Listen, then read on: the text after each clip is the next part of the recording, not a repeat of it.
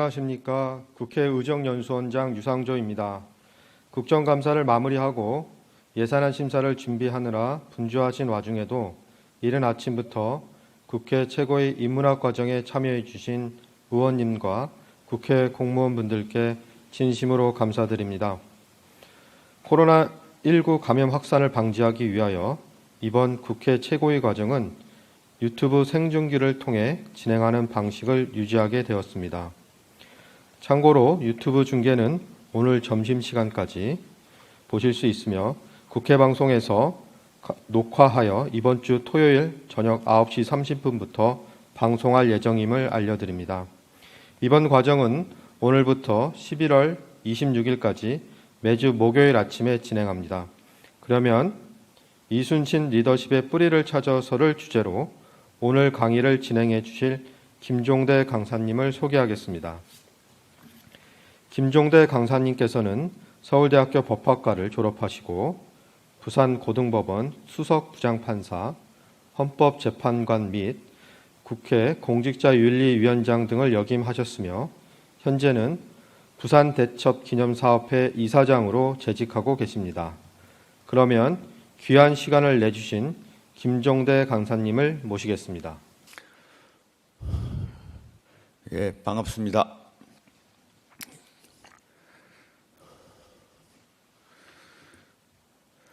서울에 오게 되면은 이 나라의 심장부인 광화문을 건너게 되고 광화문 광장에는 세종과 더불어 이순신 장군의 동상이 이 나라를 지켜주는 수호신처럼 서 있습니다. 그리고 국회에 들어오면은 또 국회 본관, 현관의 입구에 보면 역시 두 영웅의 동상이 있습니다. 저는 전에부터 왜 우리나라 하고 많은 영웅들 중에서 이 두 분에 대해서 광화문 거리에서, 사거리에서, 그리고 국회의 본회의장 입구에 이렇게 동상이 설치되어 있는지에 대해서 한번 깊이 생각해 보았습니다. 세상 만사 어려운 일들이 각계각층에서 각양각색으로 등장해서 여러 국회에서 이 문제들을 해결해내야 됩니다. 어떻게 그 얽히고 설킨 문제들을 풀어내고 갈등을 조정해야 될 것인지,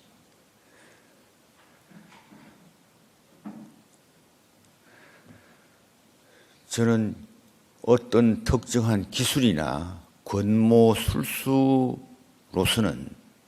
근원적인 해결이 안 된다고 봅니다.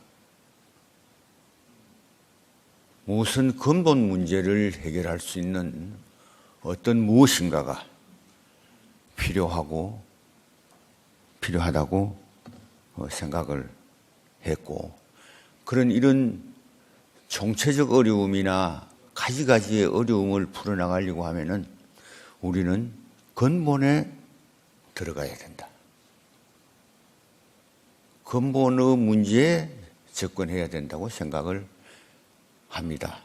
그리고 이럴 때 근본으로 가자고 할 때 짚히는 분이 있습니다. 바로 이 두 분입니다. 저는 오늘 국회에서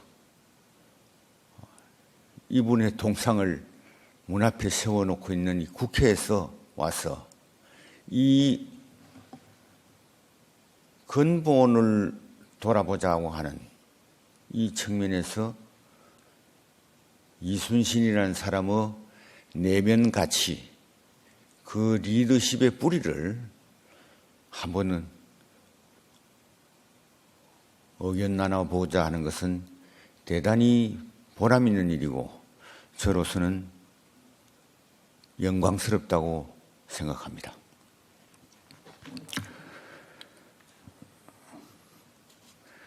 우선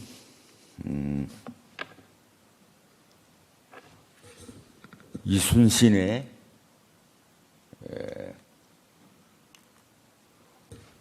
외모를 찍어 왔습니다. 저것은 월전 장우성 화백의 작품입니다. 느낌이 어떻습니까? 용감한 장수의 느낌은 안 들죠? 뭔가 좀 선비 같은 느낌이 듭니다.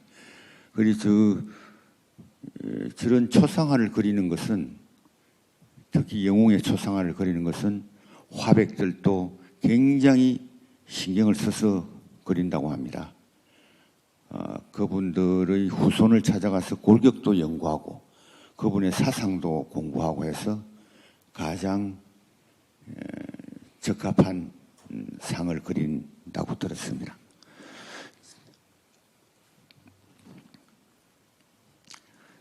이순신의 외모에 관해서 여러 사람이 많은 평가를 하는데 가장 대표적으로 우리가 듣는 것은 유성룡 대감의 이 평가입니다.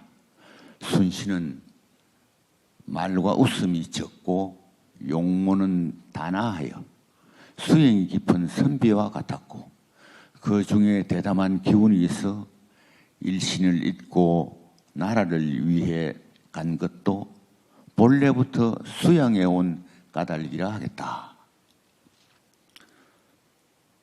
이순신을 평가한 수많은 사람들 중에서 거의 빠지지 않고 얘기하는 것이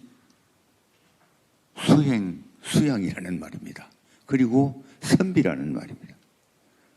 저는 과문해서 그런지 못하지만 이순신을 무시무시하게 무섭고 용감하게 그리는 사람은 본 적이 없습니다. 그런 것 같아요. 지금도 이제 앞으로 설명해 보겠지만 이순신은 많은 사람들이 수양을 깊이 쌓은 선비처럼 그렸다. 그렇게 보았다는 것은 이순신의 성공 가치를 우리가 찾아내는데 중요한 모티브가 되리라고 생각됩니다.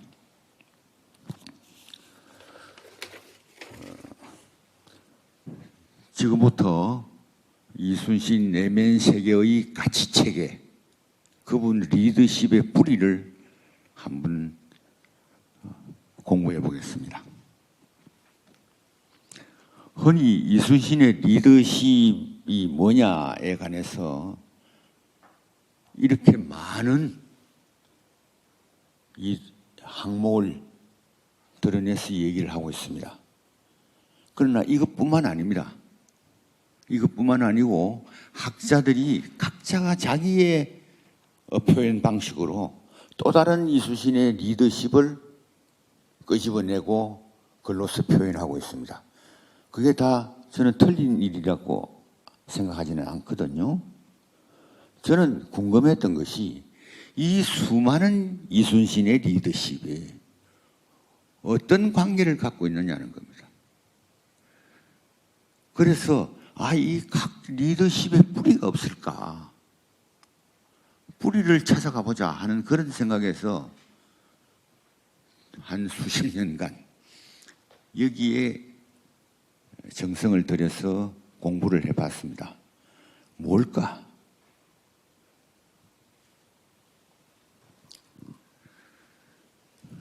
제가 이 뿌리를 찾아보자고 한 이유는 지금까지의 이순신을 우리가 공부하는 형태는 주로 그의 어떤 전략적인 기술, 그 다음에 승리하게 된 전술적 이유. 근데 거북선을 예컨대 어떻게 만들었었냐? 하객진이며 그런 전투는 어떻게 했느냐? 진법은 이와 같이 눈에 보이는 이수신의 승리 원인을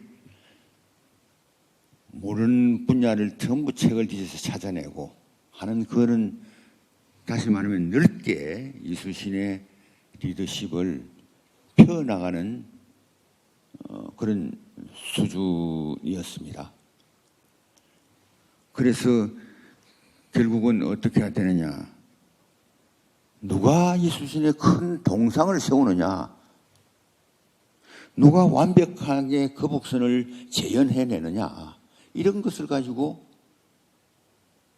이순신 공부가 있냐? 그것을 잘하는 사람이 이순신을 잘 아는 것이냐? 이렇게 되어 온 것이 사실입니다.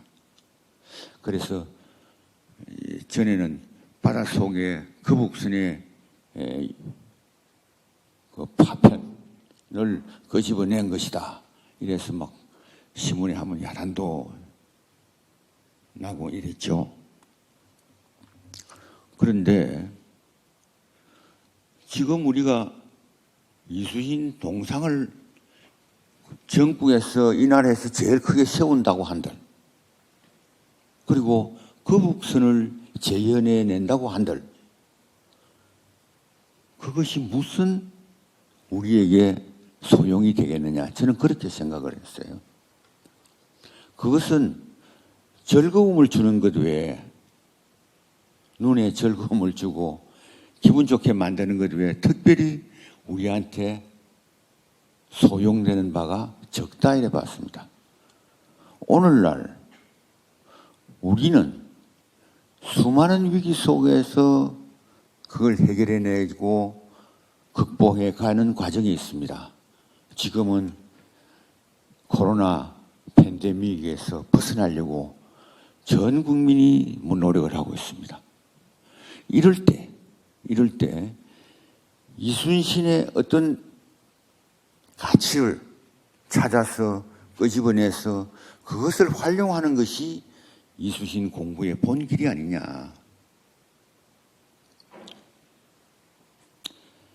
지금 거북선을 만들어내서 한산도 앞바다에 나가본들 외적은 오지 않습니다.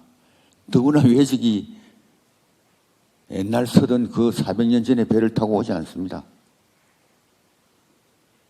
재미 이상의 의미가 별로 없습니다. 그러나 우리는 활을 쏘고 적은 총을 쏘는 전쟁 상황에 맞닥뜨려서 우리가 칠 수밖에 없는 무기 아래서 외적의 총알을 막아내면서 돌진하는 특수병기가 만들어지지 않으면 우리가 칠 수밖에 없다는 그런 생각에 봉착하게 되면은 뭔가 창의성과 개척 정신이 발현되어서 특수병기가 나올 수 있다. 어떻게 하면 우리가 살 수 있겠느냐는 겁니다. 이 절박한 마음에서 거북선이 나오는 거예요. 외적의 총을 받으면서 막아내면서 돌진해서 외적의 진지를 교란시키는 특수 병선이 필요했던 겁니다. 그것이 이수신으로 하여금 거북선을 만들어내게 합니다. 지금 우리는 이수신의 그와 같은 가치를 받아들여야 된다. 거북선을 재현하는 것보다 나라건 기업이건 어느 단체건 그 단체나 국가에 다가온 어떤 위기를 극복해 나가는 거북선, 특수한 방책을 마련하는 것, 그것이 이순신을 공부하는 본령이 되어야 되지 않겠느냐. 그래서 이 각종 이순신 리더십이라고 세상에 나타난 것의 뿌리를 한번 찾아가 보자. 그러면은 400여 년 전이나 지금이나 사람 사는 이치가 뻔할 것 같은 것이니 그때 이순신이 거북선을 만들어낸 그 밑바탕의 가치는 오늘날 우리가 새 거북선을 만들어서 위기를 극복해 가는 과정에 굉장한 도움이 될 것이고 계기가 될 수 있다. 결국 오늘 우리를 위해서 우리의 행복을 위해서 이순신의 리더십의 뿌리까지 한번 찾아가 보자는 겁니다.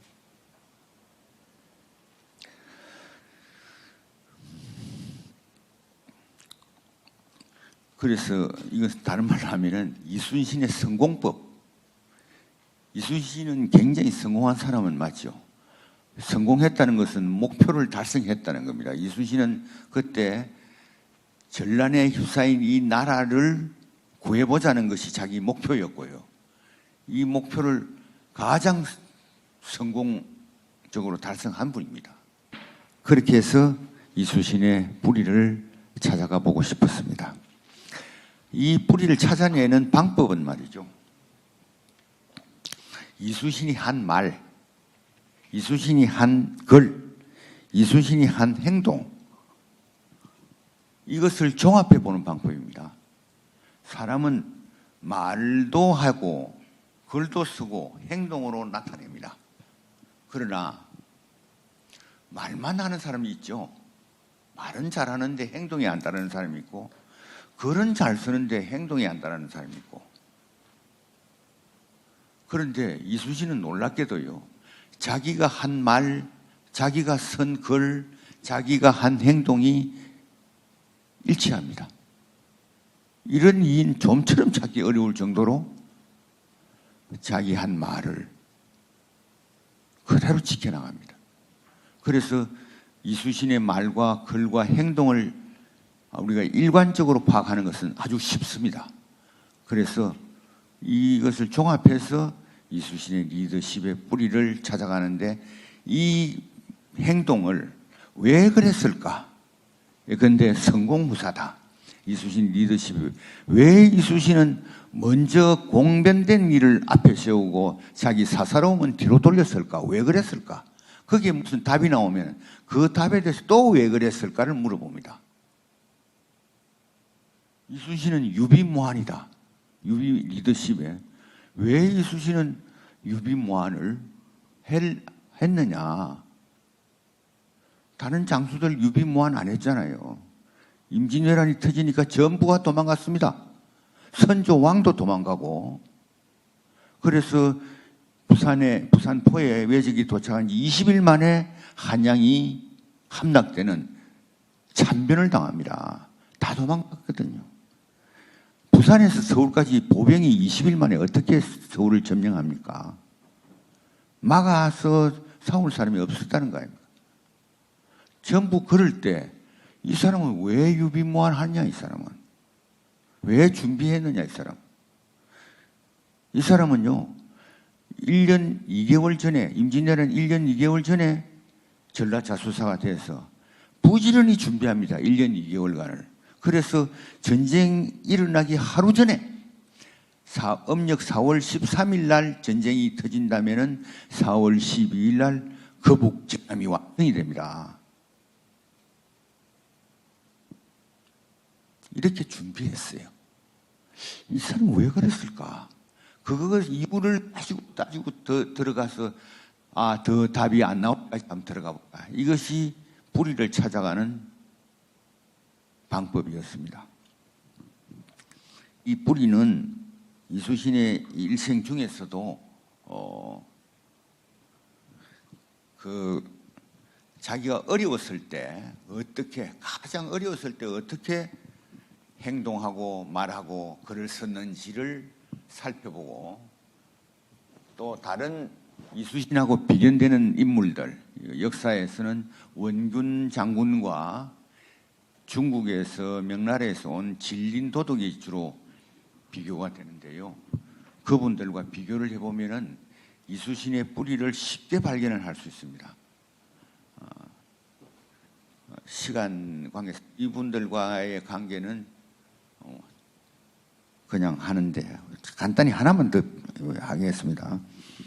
이제 원균과 비교를 해보면요, 사천해전에서 감사합니다. 사천해전에서 이순신이 두 번째 여수에서 두 번째 나오는 전투가 우리가 보통 당포 성첩이라고 이름을 짓습니다만은 당포 성첩은 사천해전, 당포해전, 당항포해전, 율포해전 이 네 개의 해전을 묶어서 중심되는 이름을 따서 당포해전 성첩이라고 그러거든요. 그 제일 첫 2차전에서 두 번째 나왔을 때 첫 전투가 사천해전인데 사천해전에서 이순신이 거북선을 처음으로 가지고 나옵니다. 그래서 전투를 했는데 그때 이순신이 왼쪽 겨드랑이에 2치가량의 상처를 입습니다. 총을 맞습니다. 정말 그때 살아서 다행이죠. 이때 이순신은 총을 맞아가면서 적과 싸울 때 병들에게 이렇게 얘기를 합니다. 너희들 적의 목을 베는데 신경 쓰지 마라. 오직 적을 죽이는 데만 신경 쓰라. 그 말은 굉장히 중요한 얘기예요. 왜 그러냐면 목을 베야요 공을 인정받을 수 있습니다. 목 하나에 얼마 공이 인정되거든요. 법에. 왜 적을 죽여놓고 목을 안 베오면 공이 인정이 안 됐다고 말해요. 그러니까 장수들이 전부 다 목을 베려고 하는데 이순신은 싸울 때 목을 베려 하다가 우리가 맞아 죽는다. 그러니 너희들 목 베는 시간에 적을 쏘아 죽여라. 너희들 공은 내가 다 기록해서 인정하도록 해주겠다는 겁니다. 이순신의 부하들은 그 말을 믿고 열심히 싸웠습니다. 목은 안 뱄습니다.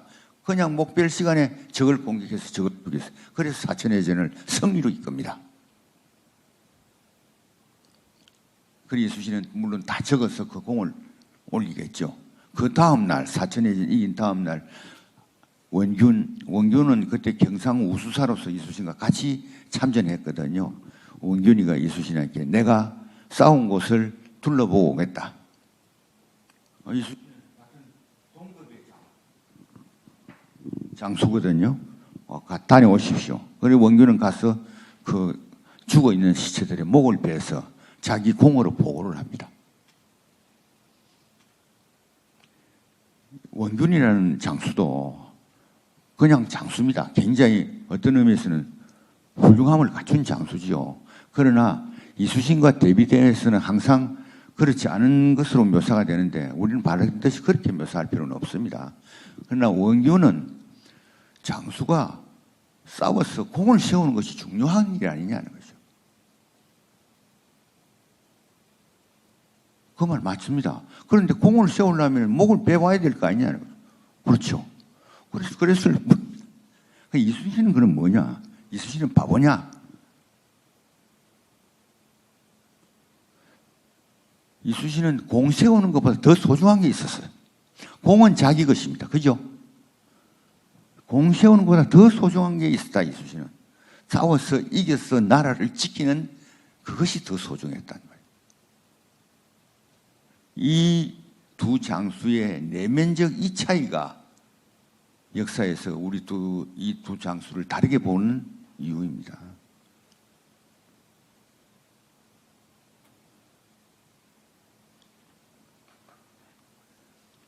그런 방법으로 이순신의 리더십의 뿌리를 찾아보았더니 제가 완전하다고는 절대 생각하지 않습니다만은 감히 이렇게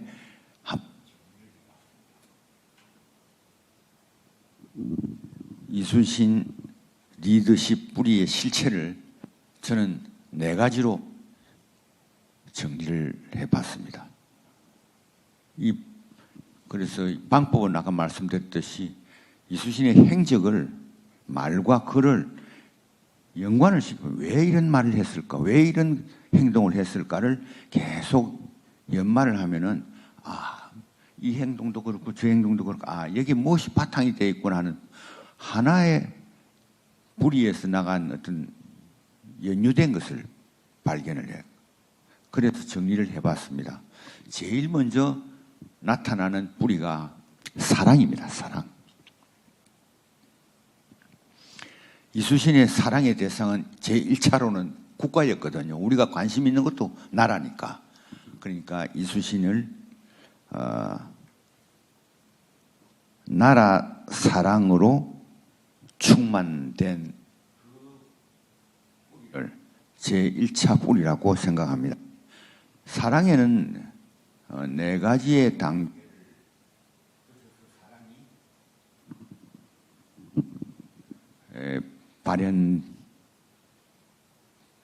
발현됩니다. 첫째는 관심입니다. 관심이 없이 사랑으로 나아갈 수는 없습니다. 두 번째는 걱정입니다. 관심만 있어서는 안 되고 어려움이 처했을 때 사랑의 대상에 대한 걱정을 함께 해야 돼요. 걱정만으로 그치면은 나라에 대해서 걱정만으로 그친 사람을 우국지사라 그러지요. 우국지사는 애국지사가 되기까지는 한 단계가 더 필요합니다.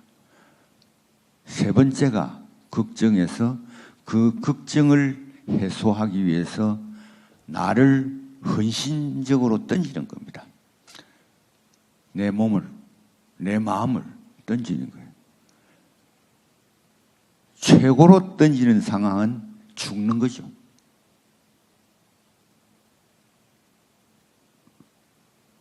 그 다음 사랑의 완성 단계는 내가 헌신하고 나서 헌신했다는 생각을 하지 않는 것입니다. 이렇게 되면은 이제는 성웅의 반열에 들어갑니다. 이수신의 사랑은 우리가 이수신을 많은 영웅들 중에서 성웅이라 부르는 이유는 그 사랑이 마지막 단계까지 가는 겁니다. 그래서 나라 사랑이라 할 때 나라는 우리가 국토와 국민, 그때는 백성이라고 그랬죠. 백성과 주권, 이 세 가지로 구성이 된다고 할 때 이수신의 사랑, 나라 사랑도 그렇게 나눠볼 수가 있겠다 싶어요. 첫째는 이수신의 국토 사랑을 과연 이수신의 나라 사랑을 뿌리로 할 수 있느냐 하는 위에 떠 있는 예를 하나씩 들어보겠습니다.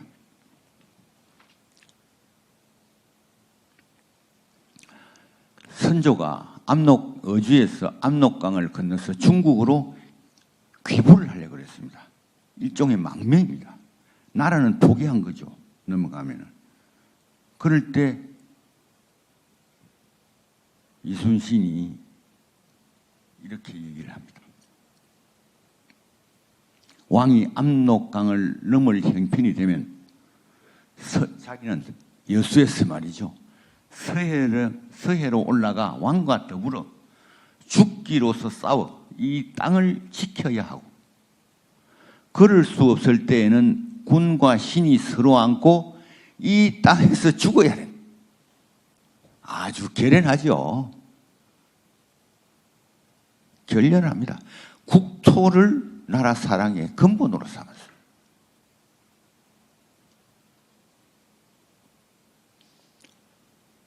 그 다음에는 간단히 예를 드는 걸 양해해 주십시오. 시간상.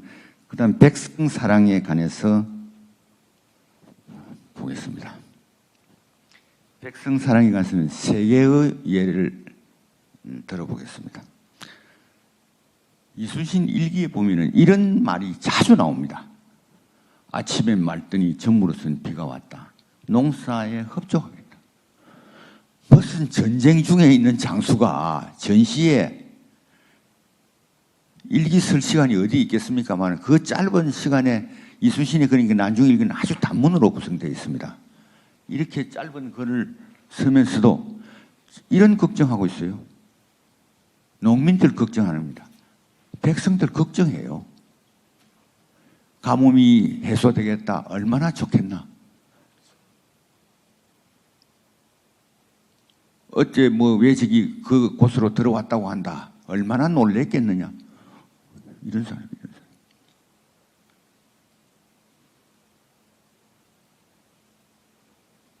이걸 좀 깁니다. 그냥 한번 보면은 신이 이번에 연해안을 두루 돌며 보니 지나는 산들마다 피난민이 없는 데가 없고 신의 배를 바라보고는 아이 어른 할 것 없이 달려와 흐느껴 울고 부르짖으며 마치 살 길이나 얻은 것처럼 하는 것이었습니다. 참으로 너무 참담하게 보여 모두 싣고 가고도 싶었으나 전쟁에 하는 배라 사람들을 가득 싣고 운행이 어려울 일을 걱정해 돌아갈 때 데리고 갈 것이니 각자 지혜롭게 잘 숨어 적에게 들키지 말고 또 사로잡히지 말도록 간곡히 달렸습니다. 여러분 느껴지지요? 이 사람의 지금 이 글을 쓰는 이게 이제 왕에게 대한 보고문에 이런 말이 나오는데요. 처음 전투를 하고 나서 이게 부모가 자식들을 생각해서 쓴 글 같지 않아요? 그 사람의 내면이 이런 뿌리에 기초를 했으니까 이런 말이 나오는 거예요. 그래서 실제로 합니다. 실제로 하는 걸 보세요. 돌산도는 여수 밑에 돌산도라는 섬 있잖아요. 돌산도는 여수 본령과 방답 중간에 있고 또 산이 겹겹이 둘러싸여 사방으로 저거 길이 막힌 데다. 저기 뚫을 수 없단 말이죠. 땅이 넓고 기름지기도 합니다. 그래서 피난민들을 그곳으로 들어가 살도록 다 일렀어. 우선 봄가리를 시작하도록 했습니다. 말로 그래 하는 거 아니에요. 실제로 행동을 합니다. 이렇게 살게 해주는 거예요.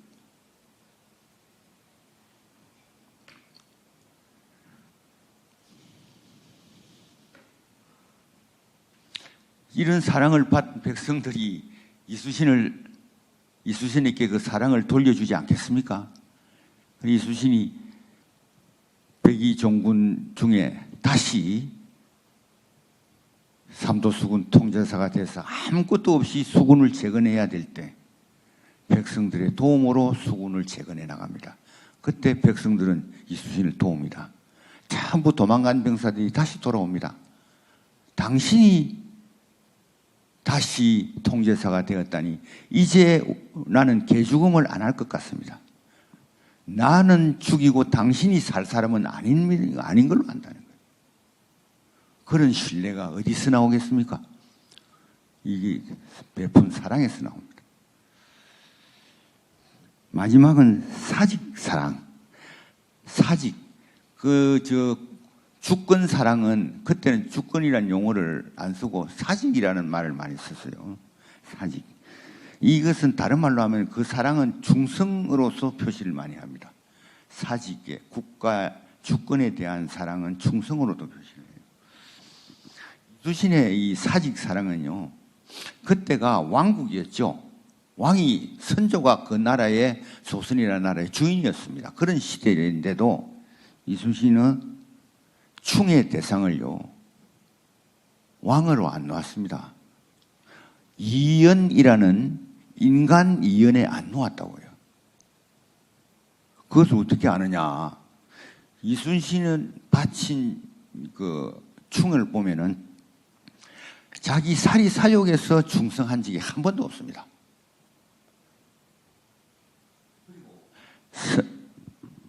충성을 하되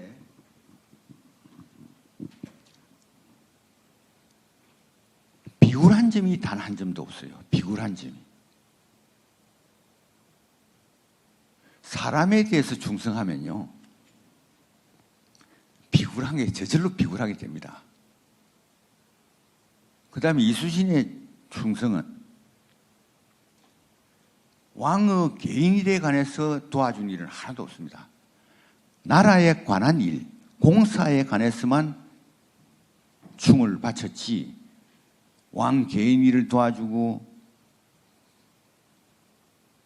비굴한 점 한 점 없었고 그리고 자기 사욕에서 충성을 바친 일이 없기 때문에 우리가 이순신에 대한 충은 사직에 대한 충이지 선조라는 개인에 대한 충은 아니다는 것을 쉽게 알 수 있습니다. 그래서 그렇기 때문에 이 사람의 눈은요, 항상 적진을 향해 있었어요. 이 사람의 눈이 조정에 향해 있지 않았다고요. 장수가 그 눈을 적진에 두지 않고 인사권자가 어떻게 움직이느냐에 둔다면은 그 장수의 마음에는 사심이 생기게 마련입니다. 그러면은 나라를 지킨다는 이 일에 왜곡됨이 나타난다. 이 수신에게서 받아야 될, 알아야 될 문제입니다.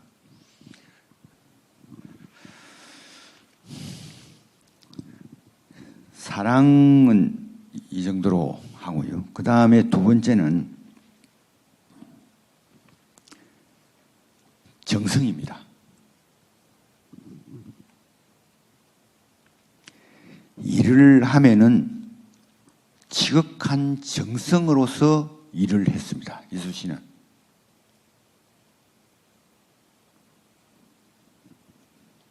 이 정성은 아까 사랑은 내가 네 단계라고 했는데 정성도 3단계를 통해서 정성이 발현된다고 생각합니다. 정성스러운 사람은 일이 있기 전에는 철저히 준비함을 말하고 일이 있을 때는 그 일에 목숨을 바쳐서 전념함을 말하고 일이 끝나면 일의 결과에 대해서는 담담함을 얘기합니다. 이 세 가지가 다 갖추어졌을 때 참으로 정성스럽다고 얘기할 수 있습니다.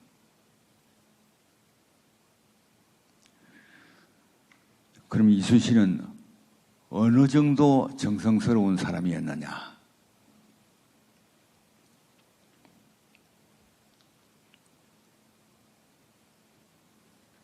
아까도 말씀드렸지만 이순 씨는 전쟁 나기 1년 2개월 전에 전라자수사로 부임을 해서 이 사람은 전쟁이 것을 예견을 합니다. 그때 국가에서는요, 그때 이 백성들이 너무 전쟁을 두려워하고 동요가 심하다는 이유로 전쟁이 안 난다는 것으로 조정해서 의견을 통일해 버립니다. 그래서 각 고장에서 성을 쌓고 있는 행위도 중단을 시켜버립니다. 이런 시절에 이수신은 전라자수사로 부임을 합니다. 자기도 그러면 거기에 맞춰서 하면 아무 문제가 없겠죠? 무슨 문제가 있습니까? 조정에서 그렇게 결론을 내렸는데요. 그것은 이제 외국에 우리가 정사가 가고 부사가 가고 종사관이 가고 한번 가지 않습니까? 가서 1년여 만에 돌아와서 조정에서 보고한 것입니다. 정사인 황윤길은 통신사가 갔다 와서 전쟁은 난다고 하고 부사로 갔던 김성일은 나지 않는다고 합니다. 갔다 온 사람들이 정사 부사가 의견이 달라요. 그래서는 국가는 어떻게 합니까? 모르는 사람들끼리 이제 당파에 따라서 황윤길 당 사람들은 전쟁이 난다 하고 이쪽은 안 난다 하고 그러니까 국론이 나눠지니까 백성들이 막 동요하고 이러니까 안 나는 것으로 이제 최종 정리가 됩니다.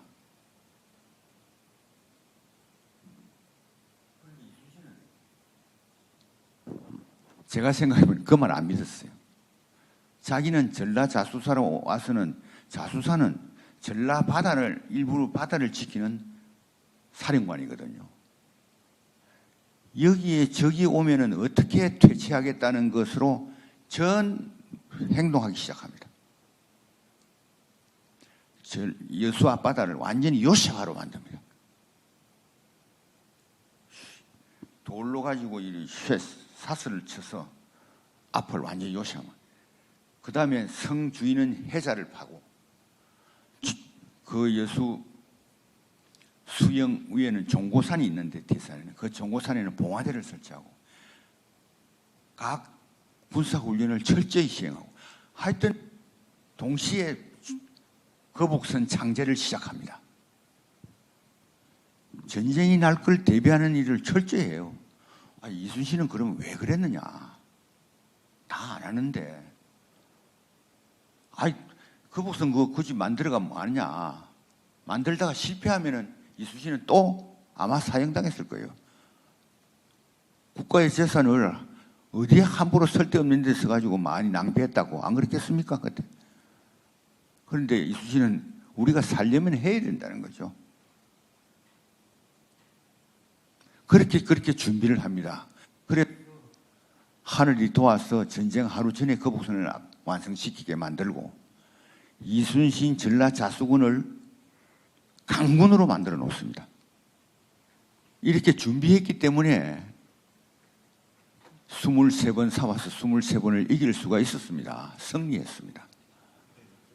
이렇게 이순신이 전쟁을 날 것을 예측할 수 있었던 것은 왜 그랬을까요? 다른 사람들은 예측을 못했는데 이순신은 왜 예측을 했는데 예측을 하면 왜 맞았습니까? 이게 만약에 틀렸다면 이순신이 낭비한 것입니까? 낭비한 것이라고 봐서는 안 되겠죠. 안 나면 안 나는 대로 좋습니다. 장수는 무릇 전쟁을 대비해서 났을 경우에 지킬 수 있는 것 역량을 지켜야 해야 됩니다. 안 났다고 해서 헛된 노력을 했다고는 봐서는 안 되죠. 중용에 이런 말이 있습니다. 성적명. 정성스러우면 밝다 이렇게 밝아진다 해서 사람이 정성스러우면 미래를 밝게 볼 수 있대요.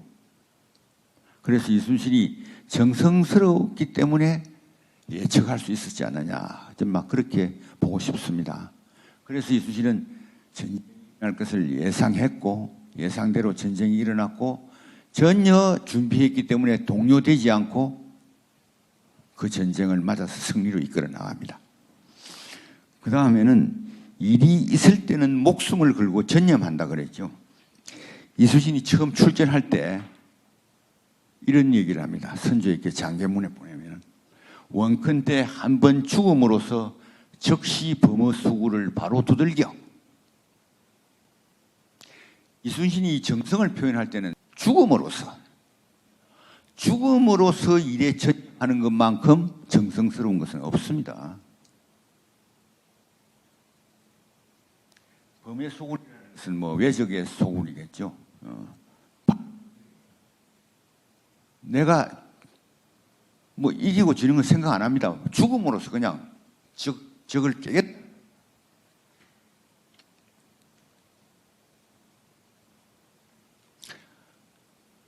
명랑해전 직전에 이순신이 원균이가 한 척 배도 없이 다 우리가 몰살당하죠.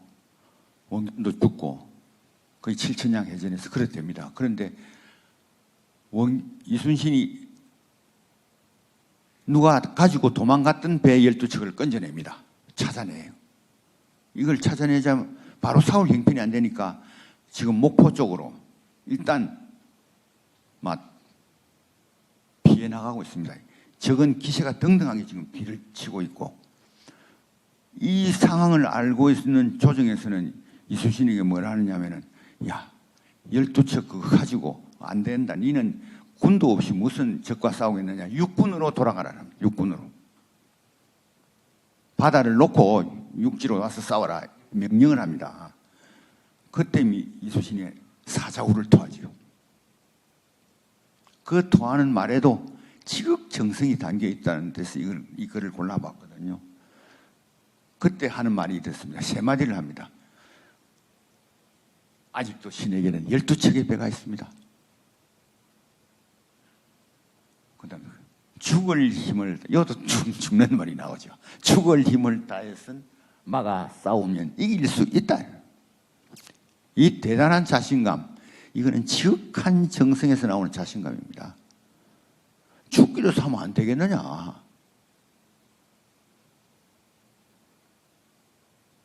그 마지막 마디는 여기는 안 넣었는데 이겁니다. 신이 아직 죽지 않았으며 적이 감히 우리를 어쩌지 못합니다. 이 배짱. 그런데 이 사람은 말을 해가지고 뻥치고 죽었습니까? 아닙니다. 그 후에 열흘 후인가 명랑해전이 일어나고 이겨내지 않습니까?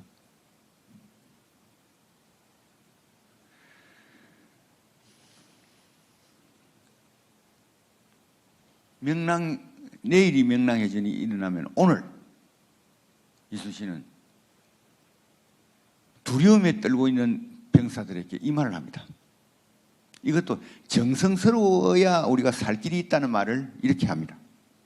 죽으려 하면 살고 살려고 하면 죽는다. 너희들 여러 장수들은 오늘 살려는 생각을 하지 마라.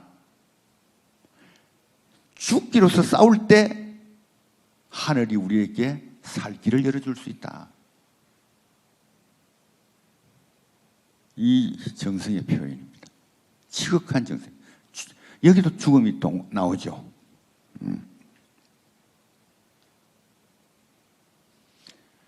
이거는 이 옥포해전 성첩장계에 나오는 말인데요. 그 외에도 다른 성첩장계도 유사하게 많이 거의 공통되게 표현되는 방법입니다. 이수신의 승리 원인을 저는 가장 공통되는 말 하나를 뽑으라면 이 말을 꼽습니다. 어떻게 싸우느냐 이수신은 하나가 되어 죽을 힘을 다해서 싸웁니다.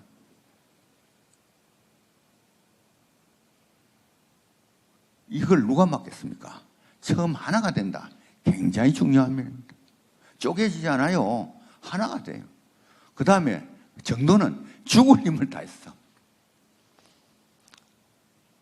이수신의 군대는 정성의 군대입니다. 정성의 군대. 이수신과 하나가 된, 그리고 모두가 하나가 되어서 목숨을 걸고 싸우는 지극 정성의 군대다. 이 군대를 누가 무엇으로 막아낼 수가 있겠습니까?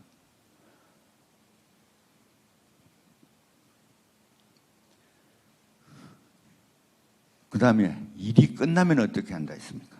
결과에는 담담하다 그랬죠. 첫 번째 장계에 이런 말을 합니다. 옥포해전에 나가기 전에 제일 마지막 부분이 이렇거든요. 이기고 지는 것은 신이 미리 헤아릴 바가 아닙니다. 아까 그랬죠. 나는 죽을 힘을 다해서 적의 소굴을 치겠다 그랬죠. 그럼 결과가 어떻게 되는가 나 모릅니다. 이거. 나 관심 없습니다. 여기에 관심을 두게 되면 어떻게 됩니까? 사심이 생깁니다. 내가 이기면은 승진을 할 것이고 지면은 기양을 갈 것인데 생각을 하면은요, 가족 생각도 나고 온갖 생각이 나요. 사심이 납니다. 저런 마음가짐은 사심이 안 납니다. 저런 마음가짐에서 기적이 만들어져요. 지성이면 감천이라는 말 하잖아요. 정성이 지극하면 하늘이 감응한다는 겁니다. 그것이 기적이죠. 명랑해전을 뭐 다 전술적으로 여러 가지 승리 전술이 있겠지만은 저는 내면에 가면은 저 마음가짐에서 기적의 원인을 찾고자 합니다. 하나가 되어 죽을 힘을 다해서 싸우고 이기고 지는 것은 신이 헤아릴 바가 아닙니다 하는 마음가짐으로서 오직 공심으로 맡은 일에 전념하는 것. 이 마음에서 기적이 만들어진다. 이 명랑성첩을 거두고 나서는 똑같은 말을 여러 차례 합니다. 내가 뭐 잘해서 싸웠다. 오늘 이긴 것, 이는 오직 하늘이 도운 것이다. 천행이다 이렇게 표현합니다. 이 정도면은 이수신의 정성이 어느 수준인지를 여러분이 아마 아시리라고 봅니다.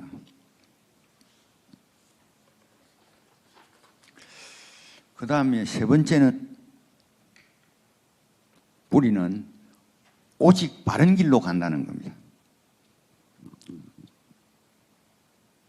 이것을 정의라고 할 수 있겠죠. 이순신이 어떤 죄를 지은 죄인의 조대중이라는 사람이 정여립의 난에 엮여가지고 조대중 집에 압수수색을 당합니다. 조대중 집이 압수수색을 당하는데 그 건부도사가 그 압수수색한 물품 중에 이순신이 조대중에게 보낸 편지가 있었어요. 그 건부도사가 이순신하고 아마 친한 관계였던 것 같은데 우연히 길을 가는 길에서 만났습니다. 이 사람은 이제 압수해서 가고 이순신을 만났을 때 여기에 당신이 편지가 있던데 이걸 빼내줄까 이럽니다. 그때는요 무엇이라도 연관만 되면은 정여립의 난에 그냥 죽었어요. 약 1000명이 죽습니다. 정여립의 난에 걸려가지고 정은신 대감부터 밑에까지요 아주 엄청난 난을 겪습니다. 그런 시절에 오해받을 수 있는 편지가 있으니까 뭐 그냥 그건 관계없으니까 이리 달라고도 할 수 있었을 것 같은데 이순신이 분명히 말합니다. 자네가 압수한 것은 공물이다. 함부로 꺼내서 내줄 수가 없다. 그러면 사양합니다.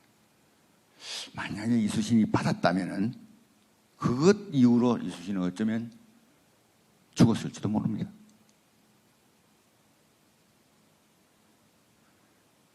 이순신은 예를 하나만 들었는데요. 이 정의의 길을 어떤 성공이 눈에 보이더라도 불의의 길, 바르지 못한 어떤 방법을 써서 성공을 도모하지 않았습니다. 그것은 뭐냐면은 어떤 불의의 방법으로 성공이 눈앞에 보여서 했다 하더라도 성공을 거뒀다 하더라도 그 성공은 곧 무너지고 맙니다. 무너지고 맙니다. 우리는 기업들이 분식 회계를 해서 잘못해서 무너지는 것을 여러 차례 보았습니다. 오직 바른 길로 갑니다. 그러면서 이 사람은 어떤 생각을 하냐면은 정의는 불의와 싸우면 반드시 정의가 이긴다. 확신을 가졌어요. 이렇게 확신에 찬 군대를 만들어가는 것은 이 정의의 군대를 만듭니다. 정의는 이순신이 일생 동안을 일관합니다. 그런 길로는 안 갑니다. 그래서 우리는 그런 길로 가지 않고도 성공할 수 있는 사람을 이순신에게서 봅니다. 네 번째는 오직 제 힘으로 산다. 자력입니다. 자력. 이순신이 젊은 장교 시절에 병조판서 김기영이라는 분이요. 자기 서녀를 이순신의 첩으로 보내겠다고 했습니다. 그때의 문화적인 것으로 보면은 그것이 흔히 있을 수 있는 일이고 뭐 부당한 일은 아닙니다. 좋겠죠. 그 집안에 들어가게 되니까. 그런데 그 일을 부탁하려고 온 중매쟁이를 문 앞에서 돌려보냈다고 그래요. 내가 이제 갓 벼슬에 나온 사람이 권세가에 의존해서 살고 싶지 않다는 거예요. 내 힘으로 산다는 거예요. 이순신이 발포만호에서 파직이 돼서 놀고 있을 때요. 유성룡 대감이 이순신에게 그럽니다. 이율곡 대감이 자네를 보자고 한다. 이율곡 선생도 덕수이시고 이순신도 덕수이시거든요. 그때 이순신은 파직당해가 있을 때입니다. 이율곡은 이조 판서입니다. 인사권을 쥐고 있는 판서예요. 가서 볼만하죠, 그죠? 그런데 이 유성룡이 또 권하는 바단 말이죠. 이율곡 선생도 한번 오라고 했단 말이죠. 그러면 가보는 것이 통상 사람이 할 바인데 이순신이 거절합니다. 그 사람이 이조 판서에 있고 내가 지금 이런 처지에 있는데 내가 아무리 같은 집안이라고 한들 찾아가 보는 것은 부끄러운 일이다. 이 사람 내면이 그렇게 정돈돼 있었어요.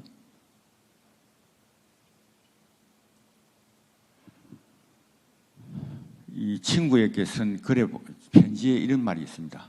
대장부 세상에 태어나서 내 힘으로 벼슬을 얻게 되면은 내 힘으로 벼슬을 얻게 되면 나아가 충성을 다하고 내 힘이 부족해서 그렇지 못하면 농사 지어도 그만이지. 남에게 아부하고 남의 힘을 빌려서 벼슬에 나아가는 것은 내가 부끄러워하는 바다. 이 정신도 죽을 때까지 일관합니다. 자력으로. 그럴 때 이 이순신은 그때 이미 내면은요, 자력의 의미를 알고 있었다는 거죠. 몸에 느끼고 있었다는 거죠. 자력으로서 성공하지 않으면은 그 성공이 내 것이 안 됩니다. 그렇죠? 남의 힘에 의존해서 성공을 하면은 그 성공이 남의 것이 된단 말이에요. 그리고 자력으로 성공하지 않으면은 성공 후가 자유롭지 못합니다. 자유를 잃어요, 성공 후에도. 이 자력의 가치를 체득한 분입니다. 그래서 저는 이 이순신의 내면적 가치 체계를 이렇게 한번 정리해 봤습니다.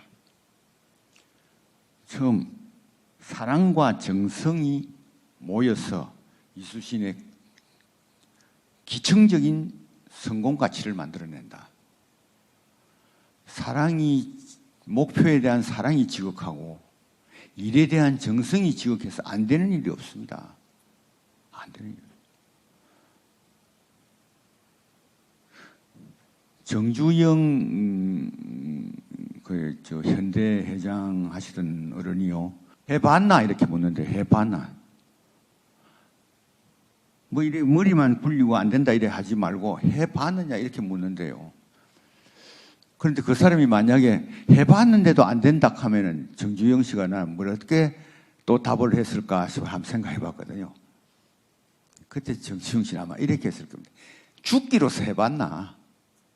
목표에 대한 열정, 이 사랑은 열정을 불러일으킵니다. 그죠? 정성은 끊임없이 에너지를 만들어내거든요. 이것이 합치지면은 일이 안 되는 게 없다는 겁니다. 그런데 이순신은 이런 사랑과 정성의 가치로서의 기층적 성공 가치를 삼으면서 중층적으로 또 두 가지의 가치를 앞에 놔서 거문막처럼 쳤다는 겁니다. 그게 뭐냐 하면은 바른 방법, 바른 길로 가지 않고는 성공을 안 하겠다는 겁니다. 바른 길이 아니면 성공 안 해도 좋다는 겁니다. 굉장히 대단하죠. 그 다음에 남의 힘에 의존해서 성공을 도모하지 않겠다는 겁니다. 남의 힘에 전혀 의존하지 않는다. 의존이라는 말이 아니고 남의 도움을 받지 않고 일이 되는 일은 세상사에 거의 없습니다. 그러나 여기서 말하는 것은 오로지 남의 힘에 의존해서 한다는 그런 뜻입니다.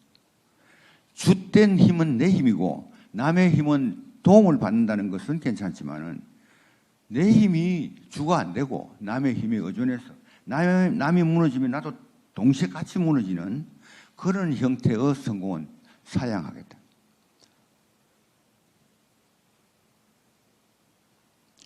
이 내 가치가 하나의 가치 회로를 이룬다. 이루어서 이순신식 성공법을 이룬다고 봅니다. 저는.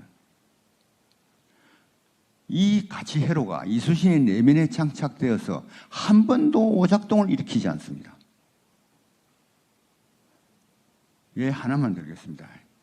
이순신이 앙골포 해전했어요. 갔을 때 배가 열척이 있었어요. 그 배 열척을 다 깨버리면은 배 열척을 깨고 거기에 따라서 많은 병사를 외적을 죽이게 되면은 그 공이 열의 공이 될 거 아닙니까? 그런데 이순신이 9척만 깨고 한 척을 놔라 그럽니다. 9척만 깨고 한 척을 놔라. 다 깰 수 있는데 왜 놔라? 누가 물었어요. 왜 그러냐? 이순신이 야야, 이 산 뒤에는 우리 민가가 있다. 저것까지 깨버리면 누가 다치느냐 이 말이에요. 그런 상황에서 어떤 전략으로 적을 치느냐 하면은 이 가치가 작동이 돼요. 사랑이 나온다 말이에요. 사랑이 나온다. 그래서 저는 그럽니다. 이순신의 전략의 종점에는 사랑이 있다. 그래서 한 척은 놔둡니다. 한 척 안 깨물어서 자기 공은 일할이 감해지겠죠. 그러나 자기의 그 사랑은 퍼져나갈 수가 있습니다. 이게 이순신식 성공법이고 사랑이다.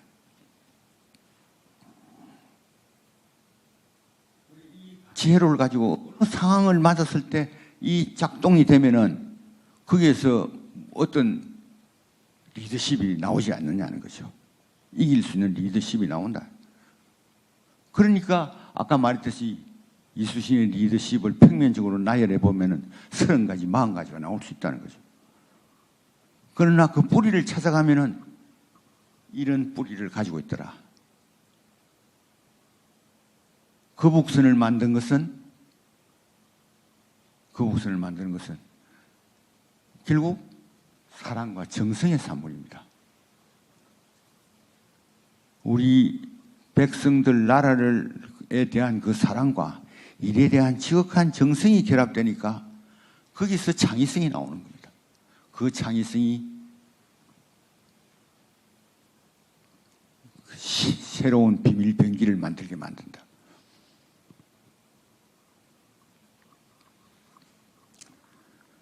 이제 몇 마디 말씀을 드리면서 끝을 내고자 합니다. 이순신은 생전에 3번, 죽고 나서 3번 우리가 불러왔습니다. 이순신을. 살아있을 때는 아버지의 3년상을 치르고 있는 이순신을 한경도 조산보 만호로 불러냅니다. 그래서 아주 성공적으로 일을 하게 되고 파직되고 백의종군 하도록 첫 백의종군을 하게 만듭니다. 두 번째는 정업현감하는 사람을 또 전라자수사로 불러내가지고 바다를 지게끔한 무슨 죄를 씌워서 감옥에 가두고 그 감옥을 나올 때는 또 백의종군하는 신세가 됩니다. 백의종군하고 있는 사람을 또 3번째 불러내서 다시 삼도수군 통제사가 되고 명랑해전, 노량해전 다 거치면서 전사하시게 만듭니다. 어찌 보면 참 기구한 운명이죠. 이분이 돌아가시고 나서 정조대왕은 나라의 어려움을 극복하고자 이분의 정신을 살려내기 위해서 이분을 불러냅니다. 불러내서 이분을 영의정으로 추정하고 이분의 글과 말들을 전부 모아서 이충공 전설을 만들고 그런데 이분을 활용해서 서세가 서양 세력이 들어오는 어떤 안전망을 구축하고자 했건만 정조가 돌아가시면서 이순신도 다시 또 파묻혀버립니다. 그 다음에는 일제시대에 우리 백성들이 너무나 암울하고 힘든 세월을 살 때 외적을 물리쳤던 이순신을 끄집어내서 다시 우리가 위로를 받습니다. 일제시대가 끝이 나니 다시 들어가 버립니다. 박정희 대통령이 이분을 존경해서 이분을 끄집어내서 새마을 운동인이 우리가 한번 잘 살아보자는데 어떤 정신적 역량을 모으기 위해서 불러냈다가 박 대통령이 돌아가시면 또 이 사람은 역사의 바다에 빠집니다. 지금 우리는 마지막으로 이제 우리한테 다가온 위기를 극복해서 성공으로 가기 위해서 다시 한번 이수신을 불러내야 되지 않겠느냐. 이수신의 성공 가치는요, 토종입니다, 이게. 우리 체질에 맞는 거예요. 넬슨이 성공하고 나폴레옹이 성공하고 뭐 다른 외국의 사람이 성공하고 하는 거 있잖아요. 그건 그 나라에 맞는 거겠죠. 공통되는 점도 물론 있겠지만 이수신은 이 나라 이 땅에 살면서 성공으로 이끌어내는 분 아닙니까? 그래서 우리한테는 체질이 맞을 것 같단 말이죠. 그래서 이수신의 그 성공 가치를 오늘에 우리가 살려내야 된다. 살려낼 수 있다. 살려내면 가장 적합하게 우리 사회에서 기능할 수 있다고 봅니다. 그래서 오늘날 이 코로나라 하는 이 팬데믹의 위기도 어느 누군가가 아니면 어느 조직이건 우리 어려움을 극복하는 신병기를 거북선 만들어낼 수 있지 않겠느냐. 우리가 무엇이 일이 잘 안 된다 할 때는요, 무엇을 한탄해야 됩니까? 나의 사랑과 정성의 부족함을 한탄해야 됩니다. 다른 거 한탄하면 원망만 생깁니다. 그러니까 나에게 사랑이 부족했으며 정성이 부족했다. 이것을 점점 더 키워나가야 돼요. 사랑을 키우고 정성을 키워나간다. 그것이 뭐죠? 제일 처음 우리가 얘기했듯이 수양입니다. 그래서 이수신은 깊은 수양을 쌓았다 이렇게 표현한다. 수양을 쌓아서 이수신은 이 네 가치를 최고도로 발휘하게 만듭니다.